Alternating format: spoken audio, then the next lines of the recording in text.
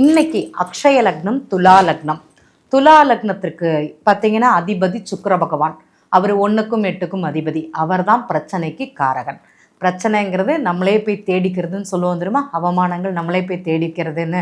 அந்த மாதிரி ஒரு நிலை தான் இந்த துலா லக்னம் அக்ஷய லக்னமாக வர்றவங்களுக்கு. படிப்பு நல்லா இருக்குமா? படிப்பு நல்லா இருக்கும்.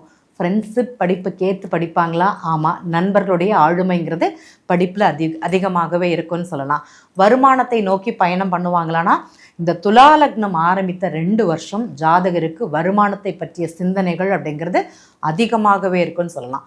முயற்சி எப்படி இருக்கும்? முயற்சிங்கிறது பிரச்சனையே கொடுக்கும். இவங்க என்ன ட்ரை பண்ணாலுமே அங்கே ப்ராப்ளம் ஆகும், சண்டை வரும், சச்சரவு வரும். இதாட்டி ட்ரை பண்ணுறோன்னு பண்ணிவிட்டு அங்கே கடன் ஏற்படக்கூடிய ஒரு நிலை அப்படிங்கிறது இந்த துலா லக்னம் அக்ஷய லக்னம் போகிறவங்களுக்கு கண்டிப்பாக இருக்குன்னு சொல்லலாம்.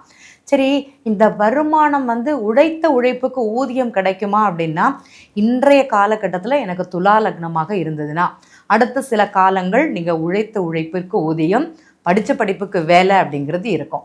சில காலங்கள் மட்டும்தான், நிரந்தரமாக கிடையாது. ஏன்னா உங்கள் ஜாதகத்தோட அமைப்பு எப்படி இருக்குன்னு பார்க்கணும். உங்கள் ஜாதகத்தில் உதாரணமாக வருமான ஸ்தானாதிபதின்னு சொல்லக்கூடிய செவ்வாய் நல்லா இருக்கணும், தொழில் ஸ்தானாதிபதின்னு சொல்லக்கூடிய சந்திர பகவான் நல்லா இருக்கணும். அப்படி இருந்தால் தான் நிலையான வேலை உங்களுக்கு கிடைக்கும் அப்படிங்கிறத இந்த இடத்துல பதிவு பண்ண முடியும்.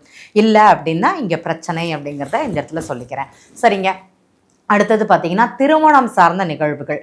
இந்த துலா லக்னங்களுக்கு திருமணம் அப்படிங்கிறது ஒரு திடீர் யோகமாக அமையும். உண்மையிலேயே இவங்களுக்கு மனதுக்கு பிடித்த பெண் அப்படிங்கிறது இருக்கும். அதே மாதிரி காதல் திருமணத்திற்கு உண்டான அமைப்பு அப்படிங்கிறது கொடுக்கும். இப்போ இவங்க அந்த தகவல் தொடர்பு மையம் மூலமாக எங்கேயாட்டும் ரெஜிஸ்ட்ரேஷன் பண்ணி பொண்ணு கிடைக்கும்.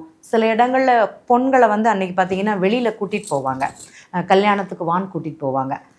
ஒரு சந்திப்பின் மூலமாக வரன் அமையுமானா வரம் அமையும்.